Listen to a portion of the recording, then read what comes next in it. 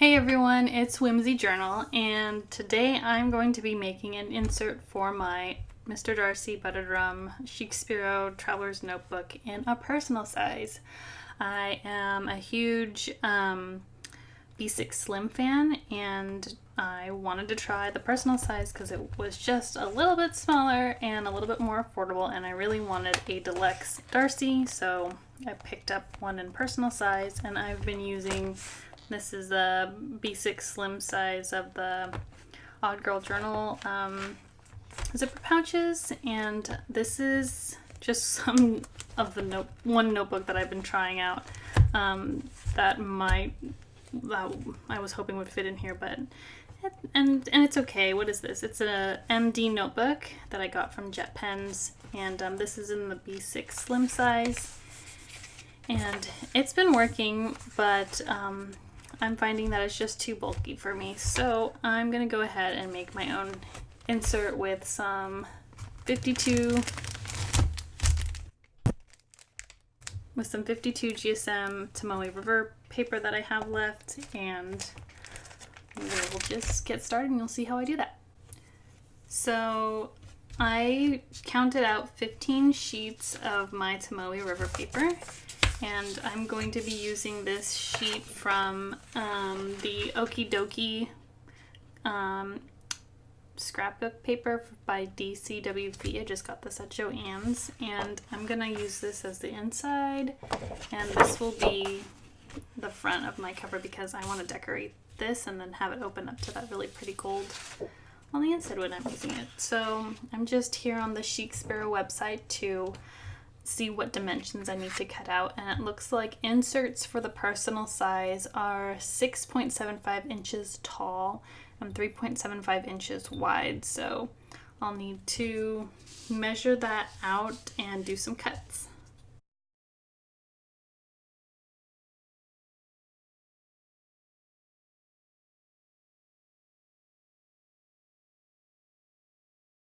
Well, let's see.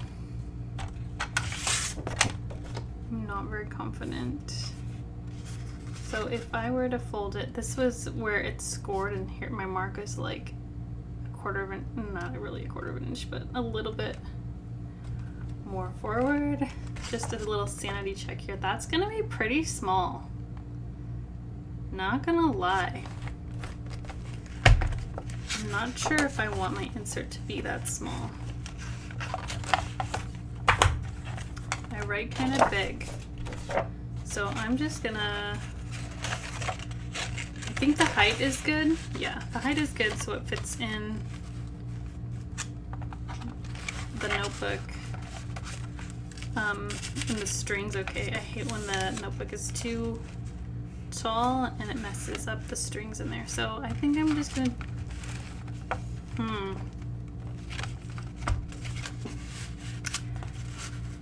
just doing a sanity check here.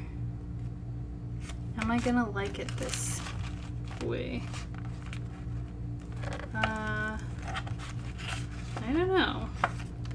I guess the good news is I can always make it smaller, so I'm gonna make it a little bit wider than what the website suggests. I don't know what that is. Let's measure that out in case you want to do the same thing.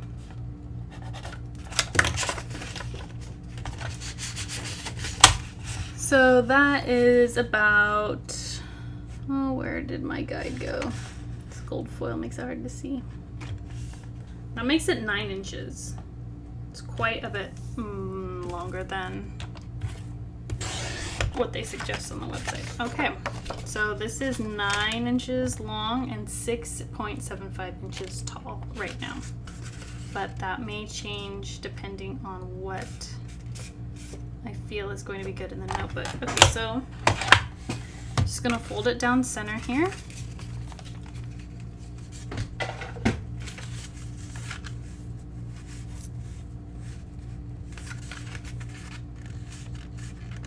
And I'm not going to do any special binding for this insert. I'm just going to staple it because ain't nobody got time for that.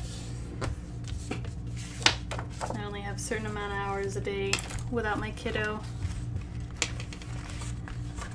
So gotta take advantage. Alright, I know it's gonna look different when all the papers are in here and stuff, but let's just check out what the size would look like at this rate. Wow, it like just fits in here. It's, you know what, is that the B6 Slim? Oh wow. I inadvertently cut it the B6 Slim size. It's a little bit shorter than the B6 Slim size, but the B6 Slim is also 9 inches wide. But you know what? That's just what I like. But it is a little shorter, so it does fit in here a little bit nicer. I'm gonna just go with it. And I know it hangs out a little bit, which I don't really like, and if I ever get a chance to purchase another one of these, I'll probably get a personal size one, but they sell out so fast, as you know, and I'm just gonna deal with it for now. Okay, so again, I cut out 15 sheets to give me 30 for 1 month's worth. We'll see if I can do a page a day. To be honest, I'm not a fast journaler, and this year was really eye-opening. About this time this year, I moved out of my trusty Loistrum and started expanding my horizons in the journaling community, and started getting into Shakespeare notebooks and art journaling, not just bullet journaling.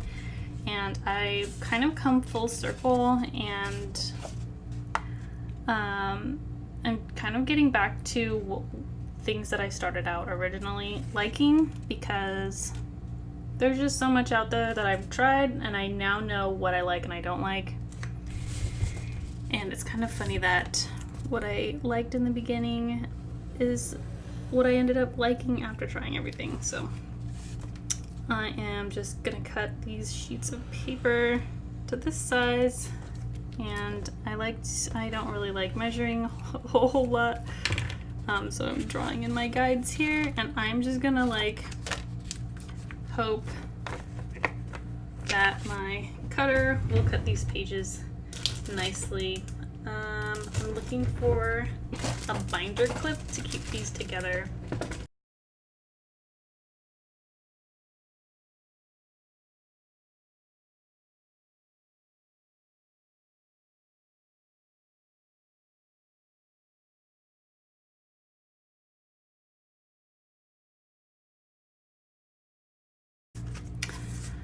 Truth be told, I don't like how thin this is, but I just know that I don't journal every day like some people do, and this is actually gonna last me kind of a long time.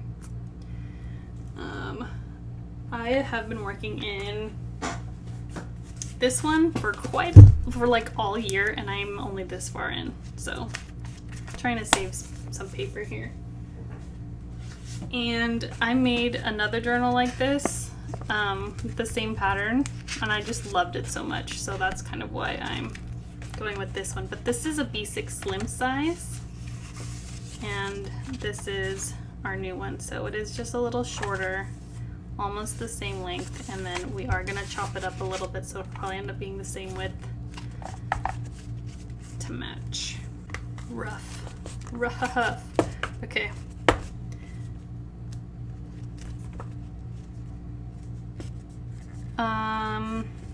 I guess it doesn't really matter how perfect it is at this point. Just gonna smush it down and staple it. We're gonna staple it first to secure it.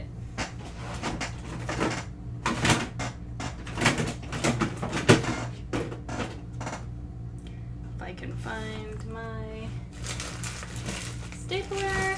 Okay, cool. So I don't know where my stapler is, and all I have is my tiny attacher, and I tried playing with it, and it looks like I might be able to use it this way. Oh my gosh, this is gonna be a mess, so please bear with me. We're gonna do some on-the-fly testing here, and I have a stack of cardstock right next to me, thankfully, that I'm going to use as a base and hopefully not staple my fingers together.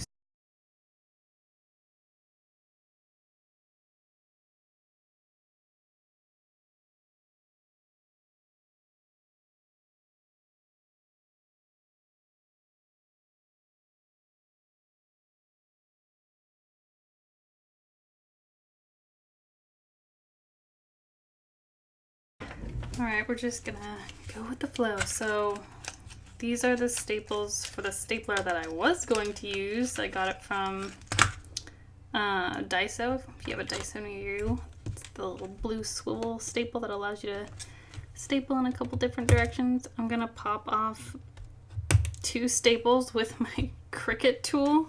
I do not recommend this, but this is all I have right now. So we're gonna just do the old punch and bend.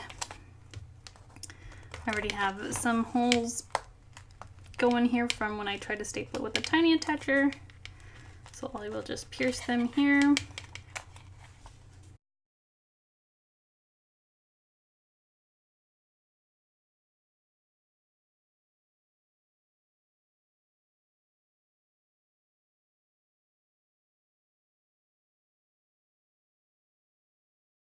Just terrible at it. Okay. I'll take off my guides and we'll clean it up. All in all, it doesn't look too bad from the outside. And then I usually just put a strip of washi tape down here anyway to cover up the staples. So, okay, before we do the cleaning up, let's just tuck this in here one more time to see how it's going to fit.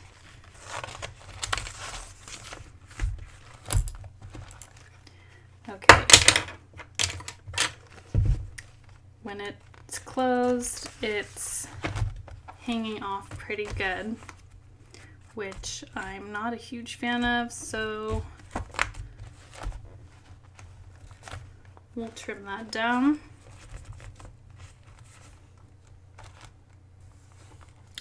A little bit, and I'm just gonna eyeball it because at this point, what else could go wrong?